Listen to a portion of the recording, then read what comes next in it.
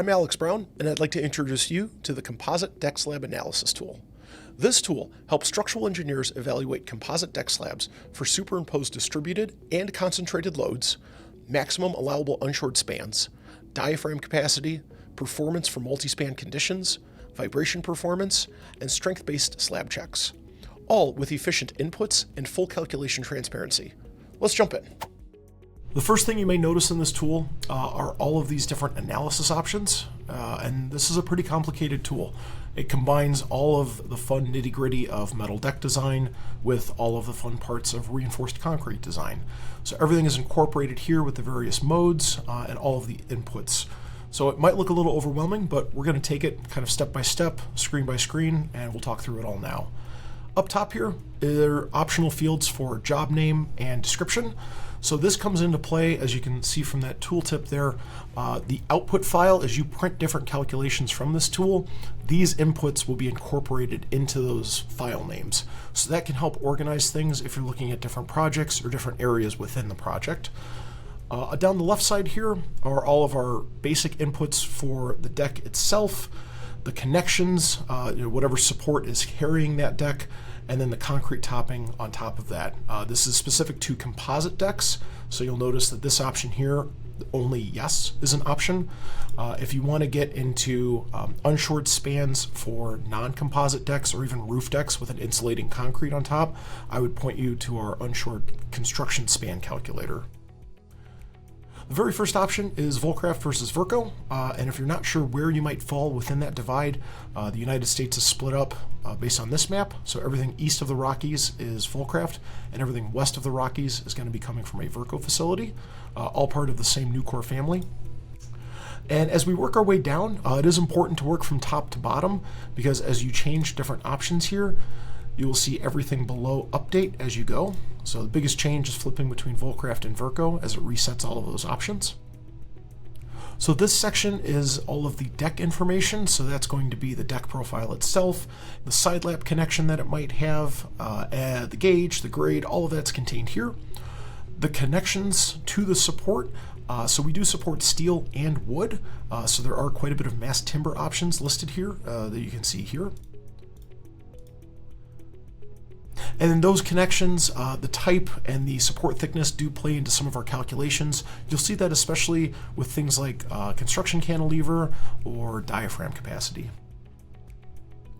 And then the concrete topping itself here, total slab depth, the weight of the concrete, if it's normal weight, lightweight, somewhere in between, and the compressive strength. So that's everything on the left side here, and the idea is that you input that once, and then it should stay pretty consistent as you go through the different structural analyses. So going through these options here, superimposed loading is just gravity load capacity based on this deck type, this concrete topping. Here's my superimposed allowable design loading. All of that's listed here. And then I can get into an individual condition, so a specific span, if I was looking to really hone in and get calculations for a specific governing span everywhere. Something else to point out is that shoring condition becomes a really important consideration here. That has not been true in some of our previous tools and literature, where it's just kind of an afterthought that needs to be checked as you lay out a framing plan. But there is a structural impact to having shoring during concrete placement and then removing that after the fact to that deck slab. So that's all factored in along with maximum sheet length. So we'll see some of that in the examples as we go. Speaking of shoring, unshored span is the next option here.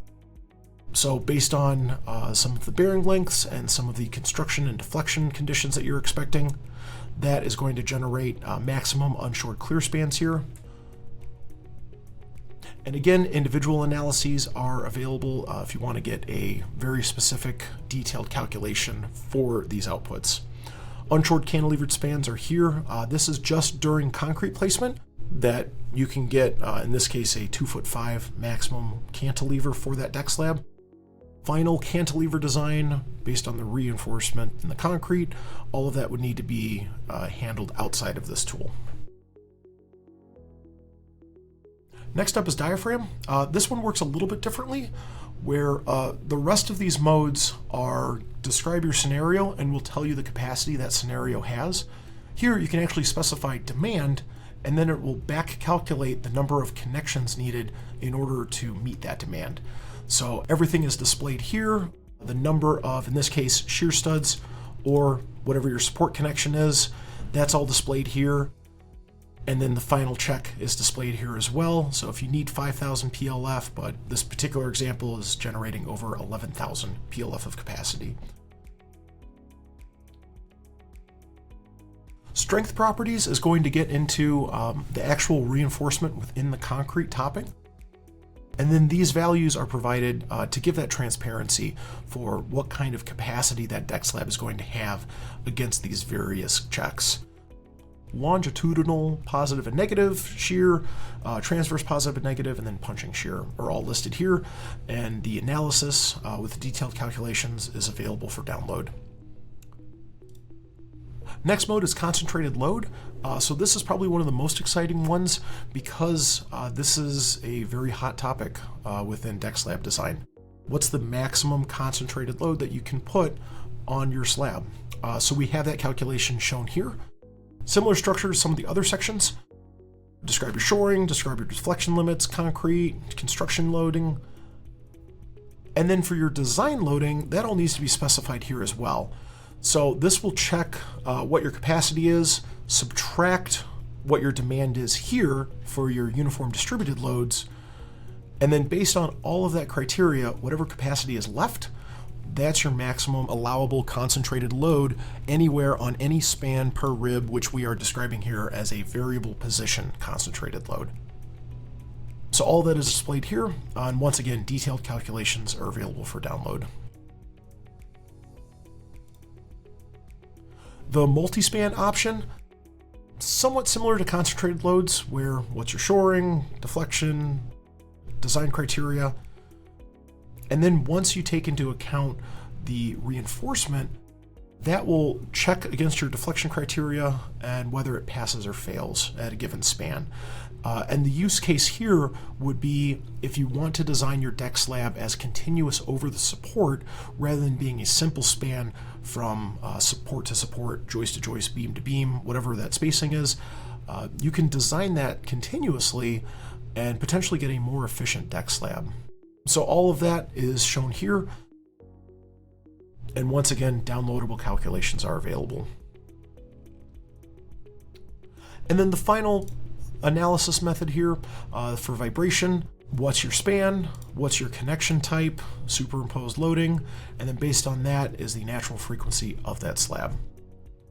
So having walked through all of that, let's go through just a little bit of an example. So we'll keep this as Verco, but we will change the deck family to a 3-inch W.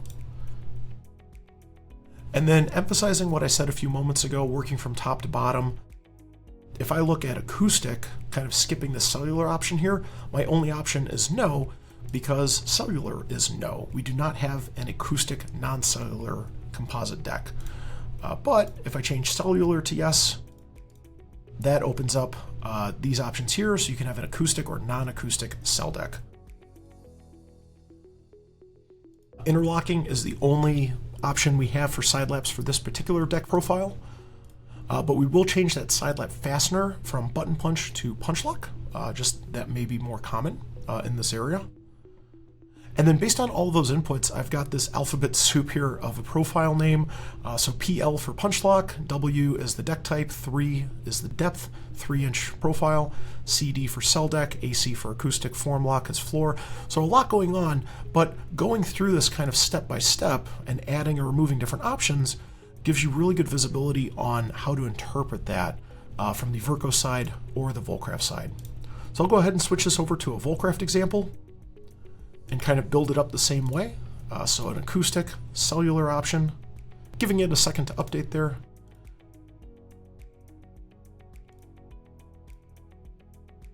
And then you can kind of see how that comes together here as well. So 3PL, PL for punch lock, VL is the family.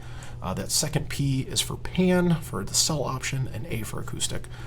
So just different ways to interpret some of those same inputs, but this tool gives you good visibility on just what all of those letters mean as you add them in. Something else to point out is we change our example up just a little bit here. We'll look at an 1.5 VL profile. We'll leave cellular and acoustic on, but we'll take the punch lock off. We'll just say it's a welded connection. Because what I want to point out is for some of our profiles, different width options are available as well. So you can see that in the profile drop down, we have a 36-inch option available for the western half of the United States, and then a 24-inch option for the eastern half of the United States. So again, just trying to give visible, transparent information to make good design decisions. And with these inputs, if I go back to superimposed loads, you'll see that there are quite a few blank cells here for my superimposed loading. That's not to say that 2020 can't do 6 foot, but just not with all of these conditions. And really that's because of the unshored span option here. So if we were to provide shoring at mid-span, now we can extend, say, this 20 gauge/20 gauge option a lot further. So I've got values here that I'm able to design around based on that shoring assumption. Unshored and number of spans being 1, 2, or 3 is the most conservative. But if I know I'm going to have a 2-span condition everywhere, that might help, or a 3-span condition. You can see a few values popping in there because I know I've got a 3-span condition versus just 1, 2, or 3, where it's a little more conservative. So because that doesn't meet a 1 or a 2-span condition, those values are not published in this table with these inputs. Want to switch my deck example one more time here. We'll look at a 3.5-inch dovetail profile. And if you're not familiar with our dovetail profiles, we have a helpful image down here that's been updating the whole time as we change different deck types and even our concrete topping. You can see that image updating there. Looking at the profiles, we have a stiffened, S for stiffened, or F for flat, so 2 different options with this profile. And you can see that very subtle difference in that image again as we flip between them. So flat just has a flat bottom, where the stiffened has those 2 stiffener ribs on either side off center. And if we adjust our table dimensions here, starting at 10 feet and then going up in 6-inch increments, if I'm looking at, say, a 15 or 16 foot span with this 3.5-inch deck, that's very doable just based on that geometry. So I can update that, and I can see sort of that high end there with a 17 or 16 gauge deck, getting it up to 15 feet. Though there is an asterisk there, and that's because there are sheet length limitations built into this. So a 3-span deck going 15-foot spans, that'd be a 45-foot sheet length. That's longer than we can produce in our facilities. So those values are just, they're not possible. That scenario isn't possible. So those values are cut off. But again, if I manipulate the number of spans to be a specific number, so a 2-span condition, well, now 15 times 2 is 30-foot long sheets. That's very doable, so that extends up from there. Next thing I want to investigate a little bit is for the 20 gauge option here, that just drops off after 13 feet. I'm kind of curious, why is that? Well, if I want to look at 20 gauge specifically, I can manipulate that over here on the left panel. And then coming down and entering 13 feet here for analysis span, I can see that actually my maximum span governed by shoring is 13.85 feet. So that's why my 14-foot dimension is not published in this table. If I wanted to extend a 20 gauge option past 13.85 feet, I would need to shore it in some way. So you can see now that I've got shoring at midspan punched in, I've got values extended beyond. But that would be something to coordinate with the general contractor to making sure that shoring is provided out in the field. And then just looking at some of these printouts, we'll check out the summary first. So looking at this, it just summarizes all of my inputs from the left-hand side, and then also some of those from the top of the right-hand side, specifically like shoring at midspan, L over 360 deflection limitation. And then based on that, I've got my maximum superimposed design loads at these various spans. So all of that is just going to reflect what I see in the tool. Scrolling down a little bit further, if I want to look at the printed analysis, so this would be specific for that 20 gauge deck at the 13-foot span, I can open that up and look at several pages of calculations. So going through the different deck properties, all of the various checks and limit states that are being looked at. So moment of inertia for this cracked and uncracked section, reinforcement, moment capacity, all of that is shown here in very great detail so that you can investigate it or validate it as needed.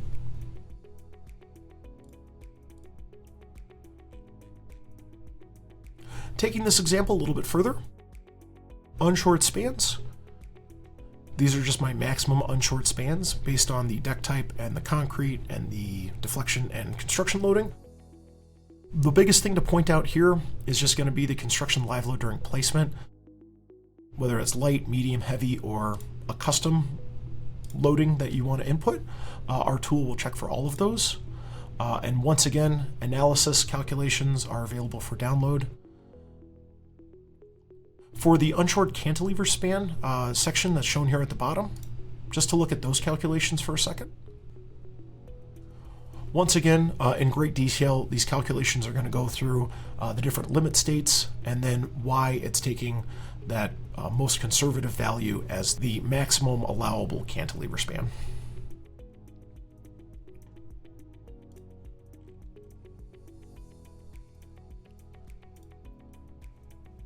So within our example, something to point out for the diaphragm capacity is this reinforcement condition here. So if I just have minimum reinforcement, temperature and shrinkage only, I can get that value. It'll do that check for me. Or if I know that I'm going to have additional reinforcement, I can specify that here and actually calculate what that diaphragm capacity would be then. So mild reinforcement or steel fiber reinforcement or a mix of the two can all be specified here. Fiber reinforcement is based on Becker Dramix fibers and just the quantity per cubic yard of material. So all of that is here. And there are more reinforcement options down here. Really, this is just showing all of the different types of reinforcement that are available. And you can see here as the mild reinforcement steps up to the different sizes, most of these stay the same, so something else is controlling until you get to that biggest size, and then that starts adding some value. So you'll notice for strength properties, this still has my steel fiber reinforcement selected from the diaphragm analysis. Some of these options will stay synchronized as you go between different analysis methods. So if I switch that back to mild reinforcement, let's say we've got some rebar here, some longitudinal transverse rebar, all of that is entered. You can see there's some very tight tolerances here. So in this case, the cover thickness needs to be 0.75 inches. Well, that's because I've got just the bare minimum of concrete cover here. If I make this slab a little bit deeper, adding a ½ inch, that gives me a little bit more wiggle room for my rebar placement. So all of that can be trued up here. Something to keep in mind for the strength calculations is that longitudinal negative moment strength often governs for these designs. So adding steel fiber to a rebar arrangement can be very beneficial here. And I can show that by adding some there. So just flipping between these two options, you can see I go from about 3,000 foot-pounds per foot, but with just kind of that default value of Dramix fibers mixed in, 35 pounds per cubic yard, I'm going up to almost 4,000 foot-pounds per foot. That's going to be really useful for situations where the reinforcement significantly is affecting your allowable load capacity. So really being able to play with different levers within the design to get the most efficient output. So once again, synchronized inputs, we still have shoring at midspan, we still have a 2-span condition hard-coded rather than generic 1, 2, or 3. Oh, and I still have other here for my construction live load during placement. I'll switch that back to light duty. But based on all of these conditions, still synchronized, so consistent as I'm going through the different checks that I need to do, based on this reinforcing, I've got my maximum variable position concentrated load. So these values are pretty decent. There's a lot of capacity here, especially outward. So it'd be an upward vertical load on our deck slab from the underside. These are pretty good because I've got this rebar still punched in. But if I was looking at a scenario where I didn't have that strength reinforcement, if it was very minimal, temperature and shrinkage only, you can see how much that dropped because the concrete dead load is the only thing resisting that upward loading. So once again, this tool is really built to be holistic of your deck slab design and take all of these different factors into account and make them visible and transparent for you as the designer. And then the final thing that I'd like to point out here in the multi-span option is because so much of this depends on the concrete design and the expected deflection and performance. The force determination method here, it's defaulting to simplified method based on the ACI code, and you can see the citation there. Otherwise, we can design for standard mechanics as seen there, but with the simplified method, all of the assumptions are listed down here, just as a final confirmation that what you're analyzing reflects your real-world condition. And that's the Composite Deck Slab Analysis tool. It's an incredible tool that lets you check nearly every aspect of a composite deck slab, and it greatly expands on the published values in our literature by supporting all deck types, as well as custom conditions, attachments, and table spans. So with that, happy specifying.